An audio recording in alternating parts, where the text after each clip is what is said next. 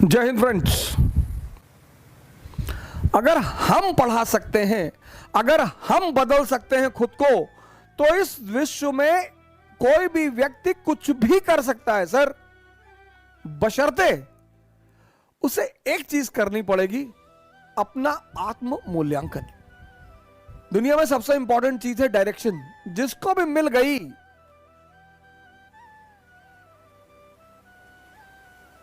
और समझ में आ गई। बहुत लोगों को डायरेक्शन मिलती है, समझ में नहीं आती। तेंदुलकर और कांबली दोनों के एक ही गुरु हैं, रमाकांत आचरेकर। माननीय श्री रमाकांत आचरेकर अब तो हमारे बीच है नहीं वो, लेकिन एक आदमी क्रिकेट का खुदा बन गया, भगवान, और दूसरा आदमी तमाम योग्यता होने के बावजूद गुमनामी के अंधेरे में खो गया। मैंने कहा ना, इस दुनिया में हम सब योग्य हैं। कल मैंने आपसे एक बात कही, पता नहीं आपने ध्यान दिया कि नहीं दिया।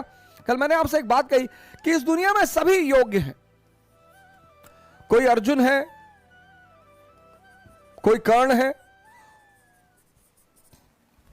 और आमतौर पर ऐसा देखा गया है कि जिसको दुनिया बहुत योग्य मानती है, ये देखिए, वो असफल है जीवन में। ये बात लोगों को बड़ी परेशान करती है, बहुत हैरान करती है कि ऐसा क्यों है यार,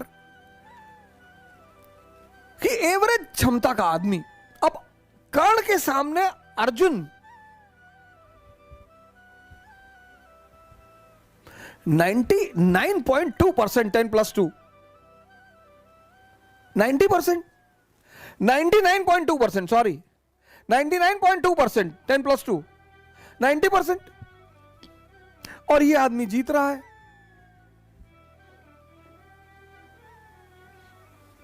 ये बात आपको आश्चर्यचकित नहीं करती? और ये यही नहीं है कहानी में, ये जीवन में भी है।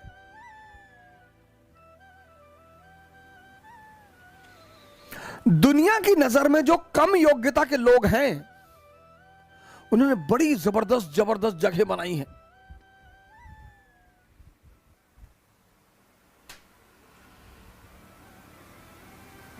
दुनिया में जो कम योग्यता के लोग हैं, उन्होंने बड़ी जबरदस्त जबरदस्त जगह बनाई है। क्यों है ऐसा? क्योंकि जो भी संदेह के सहारे चलेगा, संदेह, जिसको भी अपने कामों पे डाउट है, इसका सारथी कौन है? संदेह, मन, शल्य। इनका सारथी कौन है?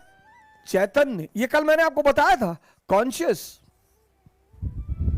पर जीवन में ये देखो कि तुम्हारा सारथी कौन है।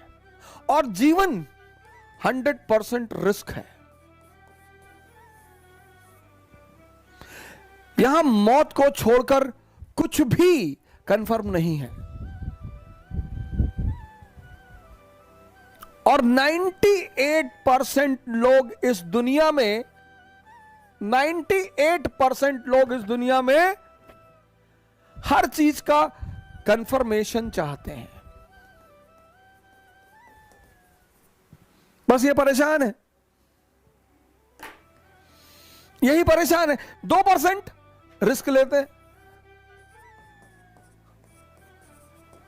और जब ये 2% उपलब्धि की ऊंचाइयों तक पहुंच जाते हैं, तो ये 98-90% अपने आप को सांत्वना देता है कि अरे भैया, भाग्य, भाग्य भैया, भाग्य, भाग्य के बली हैं भैया। भाग्य, भाग्य नहीं है, आशीर्वाद मैं मानता हूं परमात्मा का। भाग्य तो मैं मानता ही नहीं, मैं परमात्मा का आशीर्वाद मानता हूं कि आप कोई काम करते हो, वो आपके सर पर हाथ रख देता है, तो कितना भी मुश्किल काम हो वो आसान होता चला जाता है। और आप कोई, ऐसे कई सारे लड़के मैंने अपने टीचिंग के दौरान देखे, जो आए और आते उन्होंने कहा कि सर हमें आईएएस वाईएएस नहीं बनना, पापा जबरदस्ती भेज दिया, हम पढ़ने आए। हम नाम नहीं लेंगे, एक यूपी कैडर के आईएएस है, मैं उनका नाम नहीं लूंगा, हमारे मित्र हैं। उन्होंने हमसे यही कहा था सर पापा जबरदस्ती भेज दिए, हम हाई कोर्ट में प्रैक्टिस करना चाहते थे और जब हमारा पढ़ने वढ़ने मन नहीं लगता है। हमने कहा बहुत जबरदस्त यार, बहुत बढ़िया, शाबाश, वेरी गुड। इतनी ईमानदारी है, इतनी ईमानदारी तो है कि तुम मानते हो कि मेरा पढ़ने में मन नहीं लगता। फिर एक बैग वो बंदा गायब हो गया। और हुआ क्या, अच्छा ग्रुप मिल गया, अच्छे लड़के मिल गए, अच्छे सीनियर मिल गए और पढ़ने में मजा आने लगा। मजा आने लगा, बंदा वो काम करने लगा।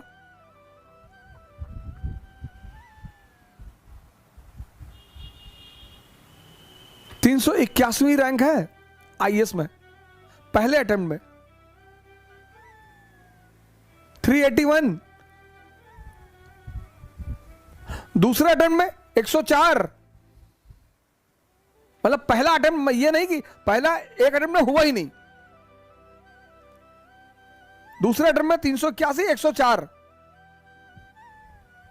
यह है परमात्मा का आशीर्वाद। मेहनत उसने किया है, लेकिन माहौल किसने दिया, संगत किसने दी? मैं कर्म के सिद्धांत पर प्रभु के आशीर्वाद को मानता हूं। भाग्य जैसी कोई चीज होती ही नहीं। भाग्य सिर्फ एक बहाना है ये 98% लोगों को अपने आप को डिफेंड करने का। ऐसा मैं मानता हूं, हो सकता है मैं गलत हूं, मैं इस बात से इनकार नहीं कर सकता, लेकिन हम जैसे लोगों को भाग्य नहीं मानना चाहिए। मिडिल क्लास के लोगों को कभी भाग्य नहीं मानना चाहिए, कभी नहीं, मानना ही नहीं चाहिए। अगर होता भी है तो भी नहीं मानना चाहिए, क्योंकि हमारे पास खोने को कुछ है ही नहीं। हमारे पास क्या था, हमारे पिताजी डाक खाने के बाबू थे, हम 2 कमरे के मकान में रहते थे, हमारे पास खोने को ही क्या था, लेकिन हमारे पास पाने को पूरी दुनिया थी। सब कहते हैं पैसा बांध के कोई ले नहीं जाएगा। अगर बुढ़ापे में 4 साल आईसीयू में रहना पड़ गया ना सर, लाइफ सपोर्ट सिस्टम पर, तो मैं आगे कुछ कहूंगा नहीं। नर्क है, नर्क की परिभाषा पता क्या है? नर्क मतलब 60 प्लस की उम्र में आईसीयू में सपोर्ट सिस्टम पर पड़े रहना।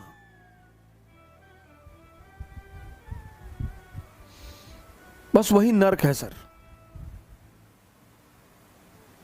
और नर्क में टाइम बीतता नहीं है सर। 1 साल आईसीयू का आम साल के 1000 साल के बराबर है सर। दुख में अगर घर में डेड बॉडी पड़ी है तो रात कटती नहीं है। Theory of relativity. खुशी के पल में समय बीत जाएगा, पता ही नहीं चलेगा। आपका दोस्त आपसे मिलने आया है, 15 साल बाद मिल रहा है, आप रात में बैठे बात करने के लिए, सुबह हो गई, पता ही नहीं चला। और घर में डेड बॉडी पड़ी है तो रात कटेगी नहीं। इसीलिए धर्मशास्त्र कहते हैं कि नरक में लोग